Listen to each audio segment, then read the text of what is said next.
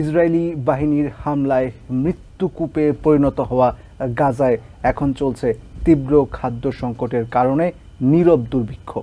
ঘটছে অনাহারে প্রাণ হারানোর মতো নিষ্ঠুর ঘটনা। ত্রাণহীন অবরুদ্ধ উপত্যকায় চরম মানবিক সংকট নিয়ে তাই সোচ্চার হয়েছে বিশ্ব বিবেক।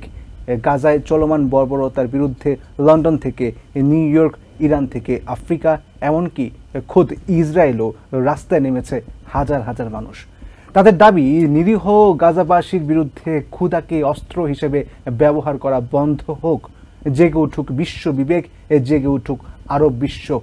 অনেক হয়েছে, এবার বন্ধ হোক গাজায় হামলা, প্রাণ ফিরে পাক ভবিষ্যৎ প্রজন্ম। এই দৃশ্য দেখে কোন সভ্য সমাজের মানুষের আবেগ ধরে রাখা কঠিন। আধুনিক এ বিশ্বে খাবার বন্ধ করে দিয়ে মানুষকে কিভাবে এমন ভয়াবহ দুর্ভিক্ষের দিকে ঠেলে দিয়ে এভাবে হত্যা করা যায়, ইতিহাসে এমন নজির স্থাপন করছে ইসরায়েলি সরকার। WFP'র তথ্য মতে গত কয়েকদিন ধরে কোনো খাবার না খেয়ে দিন পার করছে গাজার 1/3 বাসিন্দা। মৃত্যুর সঙ্গে লড়াই করছে বহু শিশু।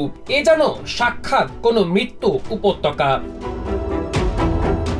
গাজায় চলমান ইসরায়েলি বর্বরতা বন্ধে বরাবরের মতোই জেগেছে বিশ্ব বিবেক। ইয়েমেন, লেবানন, ইরানে রাস্তায় নেমে গাজার করুণ চিত্রের কথা তুলে ধরেছেন মানবতাবাদী এসব মানুষ। গাজায় যা চলছে তা বিশ্বের জন্য চরম লজ্জার। তারা আরব বিশ্ব ও মুসলিম দেশগুলোকে বার্তা দিতে চায় যে প্যালেস্টিনিয়ানরাও তাদের ভাই। গাজায় ক্ষুধার্ত মানুষের প্রতি সহমর্মিতা জানাতে থালা বাসনে কৃত্রিম শব্দ তৈরি করে প্রতিবাদ জানায় বিক্ষোভকারীরা। বিক্ষোভ হয়েছে ইয়েমেনে। কয়েকশো হাজার মানুষ যোগ দেয় গাজায় কৃত্রিমভাবে সৃষ্ট দুর্ভিক্ষের প্রতিবাদে। বিক্ষোভ হয়েছে ইরানে।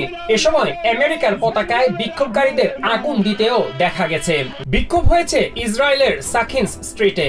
সেখানে আরব প্যালেস্টিনিয়ানদের সঙ্গে যোগ দেয় সাধারণ ইসরায়েলিরাও। গায়ে কৃত্রিম রক্ত মেখে বিক্ষোভ করেন অনেকে। গাজায় খাদ্য সরবরাহ বন্ধের প্রতিবাদে বিক্ষোভ হয়েছে নিউ ইয়র্কে জাতিসংঘ সদর দপ্তরের সামনে। ঢাকঢোল বাজিয়ে ও থালা বাসনে কৃত্রিম শব্দ তৈরি করে ইসরায়েলি বর্বরতার প্রতিবাদ জানায় বিক্ষোভকারীরা। বিক্ষোভ করেছে লন্ডনের বাসিন্দারা। শিশুদের প্রতি এমন বর্বরতার তীব্র নিন্দা জানিয়েছে বিক্ষোভকারীরা।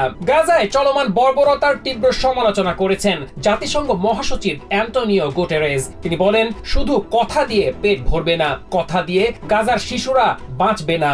চলমান মানবিক সংকট নিরসনে দ্রুত কার্যকর পদক্ষেপ নেওয়ার আহ্বান জানান তিনি।